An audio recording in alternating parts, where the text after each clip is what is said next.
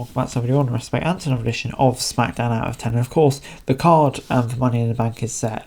So this week's Smackdown is all about hyping up the event ahead of the show on Sunday. So yeah, without further ado, let's get straight into it. And to kick off this week's Smackdown, we saw Jey Uso with a promo talk about Money in the Bank. It didn't take long though for the Megastar LA Knight to interrupt. Predictably, they were soon joined by the other Money in the Bank competitors and all tried to speak as they came out, but they were cut off by the music of the person that followed them. McIntyre was met with loud punk chants. He ran down each competitor before Andrade attacked him to kickstart the brawl. Knight and Uso worked together to take out McIntyre to end the segment. And yeah, this was a good start. Kind of, we get it every year for the Money in the Bank ladder match. But you know, it all kind of worked. Added some hype for the match. So yeah, did its job in a way. Yeah, basically a box standard segment. Before Piper Niven and Chelsea Green attacked Bayley backstage during an interview before we went back to the ring, and we saw the Street Profits, Insurance, B-Fab was with them, but they were back in their old gear again instead of them the newer stuff they've been wearing since aligning with Bobby Lashley. They were taking on Pretty Deadly in a rematch from 2 weeks ago. Ford had a nice run against both opponents before tagging Dawkins,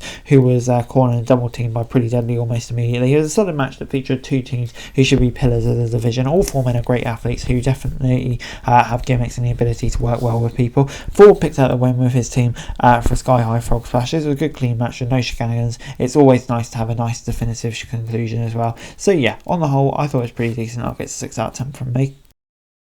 We then saw Jade Cargill and Bianca Belair in action against Lorraine Hartwell. We saw everyone else's entrance, but the match itself got started during a break. Cargill took a lot of punishment from Lorraine Hartwell before she was able to tag in the EST. After a short but competitive contest, Cargill and Belair hit their finishes at the same time to get the victory. They did a great job packing a lot into only a few minutes. Kathy Kelly interviewed them as soon as it was over, and they declared their intentions to regain the women's tag titles from Fire and Dawn.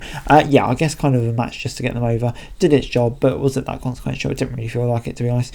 So yeah, gets a 6 out of 10. Alton Rhodes and Owens came to the ring to talk about the bloodline Money in the Bank. Owens talked about how his mum had a health scare and he's only there to show you because he knows she wanted to be there. But yeah, good promo. Got both faces on side, and yeah, really looking forward to that match. But after a break, Bayley took on Niven, and there was an encounter early in the show, but EA Sky was shown watching from the crowd. The Powerhouse took control early and almost won with a running senton, but the role model kicked out and recovered enough to hit a bulldog from the corner. This built on the chemistry they developed at Clash in the Castle and put on a fun show, but the arrival of some of the Money in the Bank competitors definitely distracted what was going on. Green and Naomi began fighting. It caused everyone to start brawling. Tiffany Shatton hit a big moonsault, Bayley with a raise plant, and her celebration was cut short by Nia Jax. So yeah, I thought some of it worked well, some of it just kind of felt a bit mished together. So yeah, in the end, I'm going to give it a 6 out of 10, I think. Before the tag team titles were on the line in our main event, as Johnny Gargano and Tommaso Ciampa challenged Waller in Theory. WWE did a good job building out this bout through segments and videos through the show. It felt like it mattered, and that's not everything you can say about every title match on TV. They wasted no time turning it into a fast-paced and furious exchange, and all four men fought in and out of the ring, but managed to ensure the action was easy to follow. Waller accidentally hit Theory off the apron with it, but 8 hand down was able to recover to save his partner from being pinned. The crowd was going nuts because each fall was hard to predict. Ciampa and Gargano locked both men in submissions and to win the match and become the champions, very similar to the FTR moment in NXT. Yeah, this was great. Theory and Waller maybe on a tag title reign I was hoping for, but I think, you know, they've got an interesting story. But DIY, yeah, been such big fans of them for a long time, and yeah, it feels like they really deserve this moment. And yeah, can't wait to see what they can do with the belt, because, you know, they're so talented and deserve a really big man on the main roster. And SmackDown ended with a video explaining why Solo Sikoa needs to become the tribal chief and why he'd win at Money in the Bank, just adding fuel to that fire of the whole bloodline story, which yeah, is getting very spicy again. Overall, Smackdown out of 10 gets a 6 out of 10 from me. I thought, yeah, a pretty good episode of Smackdown, this one.